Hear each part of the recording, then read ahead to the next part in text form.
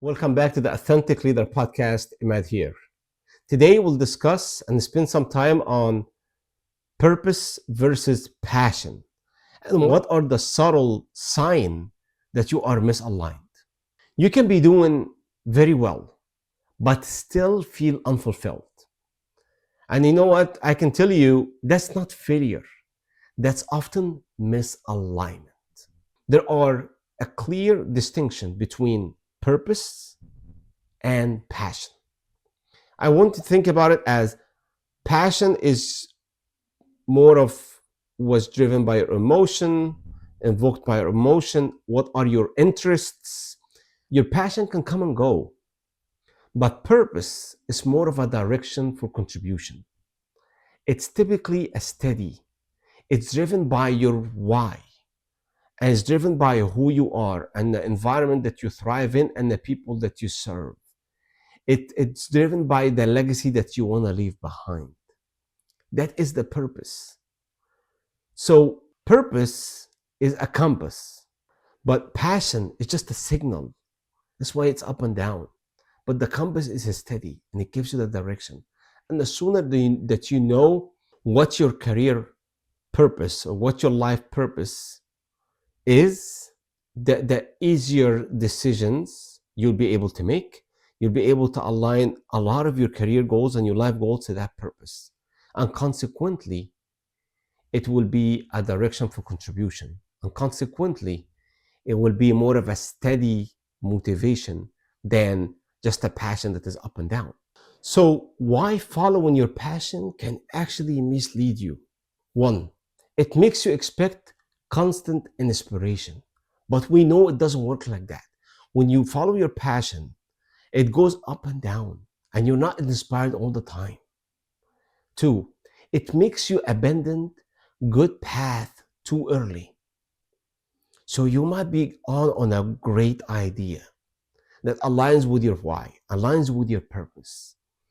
But following your passion and the instant gratification could make you abandon those great path and those great ideas that you gotta take on early. Three, meaningful career can include seasons of discomfort. We all know you gotta have those tough conversations. You gotta have some tough clients. You gotta have tough times with teams. We all been there. Like if you're a professional who've been working in corporate America or anywhere in the world, and you have a great career that you're actually naturally and genuinely happy about, you know you're gonna have some seasons of discomfort. And we've all been there. And that's why I'm telling you, look at those tough conversations, tough assignments, the tough clients. What doesn't break you makes you stronger. But it's okay if you have those. Only if your career, it aligns with your path, with your why. Because in the long term, you'll be able to go back and reflect on these lessons or these opportunities, and you will learn from them, right? Now, you don't need an excitement every single day in your career. You just need alignment. You need an alignment of your career goals to that purpose. You need alignment of your life goals and your financial goals to that purpose. You need to be able to align what you're working on today on your day-to-day job or your future project to your career purpose. And if you do that, I promise you, you'll be able to wake up in the morning motivated every single day, and you don't need an alarm clock. And I know people who've been there, and I've worked with people who've done that. And I was one of them early on when I found my purpose and aligned my career to that purpose. Now, there are multiple signs that you are misaligned, but I'm going to give you a clear and fast 7 tips to check if you are misaligned or your career is misaligned, if you will.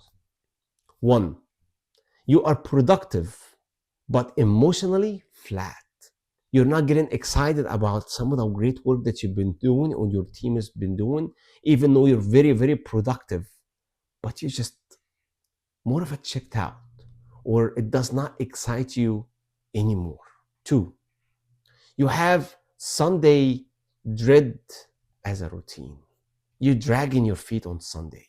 You can't wait for the next weekend. And you're just dreading going to work on Monday. So that Sunday dread is becoming a routine and you're becoming numb to it. 3, your strength are underused, meaning you can do more. You have a lot more strength than what you're applying in that role, in that job, or in that project. That's why your strengths are underused. And by the way, your subconscious already know that. And you can do more. 4, you are busy but not growing. You are busy but not learning. You're not learning something new. You're not stretching your imagination. You're not stretching your innovation. You're not stretching your skills. You're becoming steady. But you're really busy, but you're not growing yet.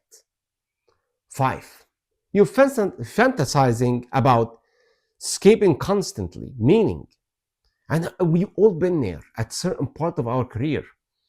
I can't wait to go on that vacation. I can't wait to go on doing this. I can't wait to go about that in the middle of the day or early in the day or throughout the day. And you're daydreaming constantly about that vacation or the escaping where you at. And that is because you deep inside know that you're not where you should be, or you're not where you belong, lack of better words. 6, you're tired even after rest.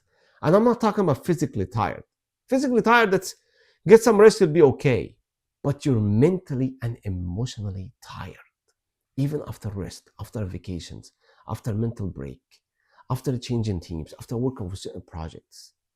And number 7, which is most important in my mind, impact does not feel meaningful. You're not celebrating your jobs win, your teams win, what you contributed to. You're not celebrating the fruits of your labor. That impact, even though there is impact, and there is impact, but it does not mean much to you. It's not meaningful anymore to you. Those are the 7 signs. I want you to think and reflect about that and see if you have any one of these symptoms. Now, I want to spend a couple of minutes on alignment check and see if your career is aligned with your purpose or not, or if your job is aligned with your career purpose or not. There are 4 things that I typically go in great details in my webinars, but for the sake of the limited time that we have together, I'm going to give you 4 checks. 1 is the energy. See what gives you energy and what drains it. Ideally, whatever job or project or entrepreneurial opportunities you're working on, it needs to give you more energy than it drains you. So what gives you more energy needs to be a lot more in that career or in that job or in that industry than when it drains you. So 1, check your energy. 2, check your strength. Is your strength used or wasted? And we all have different skill set strength or trait strength or personality strength. You know what your strengths are. You can look at it as a skill sets, and you can look at it as your what of what you do the task, or your how, your behavior strength. Now, you need to be using your strength more than your strength is getting wasted. So think about how much you're using your strength and how much you're wasting your strength, i.e. you're not using it, because if you don't use it, you lose it. And the third one is the impact. Do you care about who do you benefit? The people. The people at the end of your service or your project or your work or your job. Do you care about who do you benefit? And number 4 is about the environment. Does the culture support who you are becoming? because we're all growing in our career. Any project you work on, any job you work on, anything you work on, you become a new version of yourself if you are in the right environment and you're growing. So does the work environment and the work culture support who you are becoming? And that's a key. Those are the 4 checks: energy, strength, impact, and environment. I want you to think and actually write down the answers for each one of them. The energy, what gives you more energy, what drains it? Your strength, what type of strength you're using in your job?